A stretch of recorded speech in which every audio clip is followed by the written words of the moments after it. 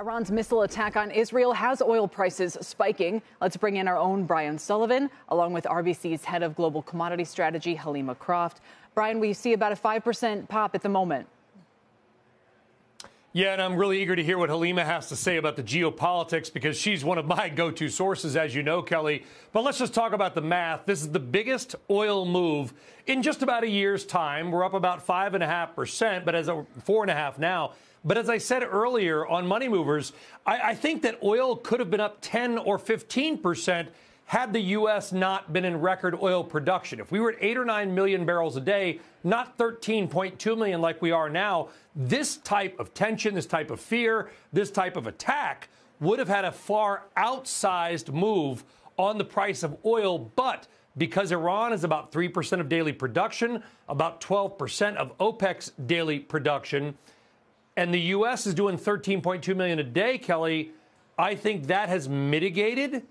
We're not at 80, we're at 70, and I think given what we're seeing in terms of the missile attacks, a little surprising, but the U.S. production muting that. I will say this, and this is where Helima knows a lot more than I do, which is 20% of the world's oil flows through the Strait of Hormuz. Iran tends to be the one to agitate, sometimes dropping mines, stealing ships, etc.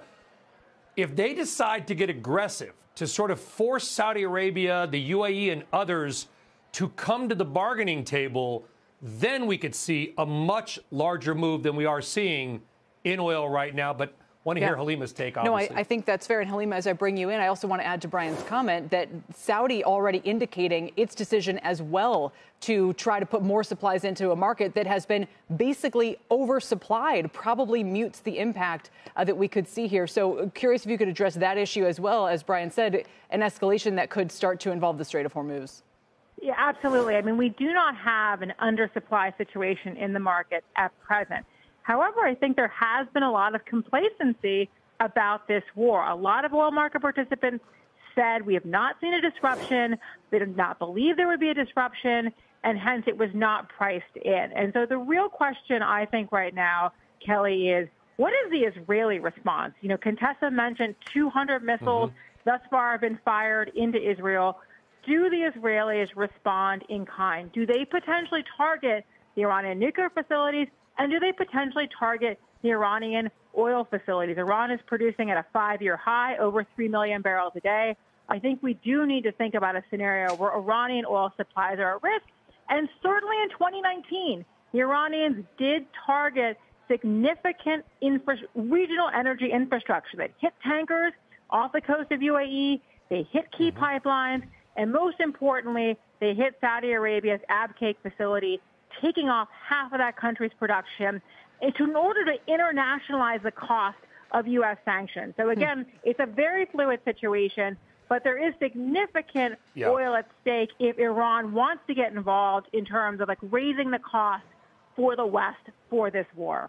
Brian, I think that's part of what people are weighing at this hour is whether it's the Israelis, to what extent the U.S. is involved or tacitly supports this, the striking of the nuclear facilities, of the oil facilities. And if that takes place, would their next step then be something, as Helima indicated, or with the Strait of Hormuz? Iran has enough enriched uranium, about 60%, toward a nuclear weapon. They recently said they don't want to do a nuclear weapon. We can believe them at face value or not. But they continue to enrich uranium. They continue to raise their oil exports, Kelly, because they're having more money. I mean, they're technically under sanction, and they've been selling more oil under sanction. So their foreign currency reserves, their financial ability to support the weaponization of Hezbollah and Hamas has only increased over the last couple of years. Okay, so that's on the political side. Back to the oil side, I think there is a measure of comfort, and Helima can correct me if I'm wrong, in the market, that Saudi Arabia has enough, they could easily throw another 1 or 2 million barrels of oil back on the market relatively quickly. If something were to happen to the Iranian oil ports, like you saw Israel light up Yemen's port and oil receiving facility a couple of days ago, if Israel were to do something similar to Iran, I can guarantee there'll be some backdoor communication with Saudi Arabia and maybe some others to say, listen, if we do this, are you able to fill that global gap right? America can't do it. Fill that global gap and replace any lost Iranian barrels on that market. I can guarantee you, and this is Halima's world, there's a lot of back channel communication going on right now, because the one thing the White House does not want is some kind of super spike in the price of gasoline 1 month before an election. Indeed. Helima, add some context to that if you can. I mean, certainly we would expect the Biden administration to be calling the Saudis. They are the ones sitting on the spare capacity that can be easily deployed. So absolutely that call would take place. The real question, though, in this sort of uncharted waters is, what could happen in such a situation? Would Iran potentially then target other countries' regional energy infrastructure? Saudi Arabia normalized relations with Iran in March of 2023.